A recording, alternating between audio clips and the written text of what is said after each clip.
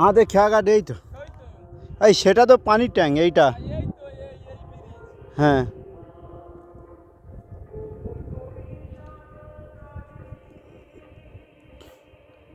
এই তো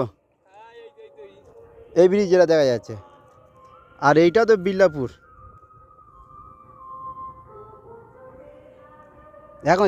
এখন উপরে এত পানি শুকিয়ে গেছে, আর আরও যাচ্ছে। দিয়ে ধর পেশাব লেগেছে।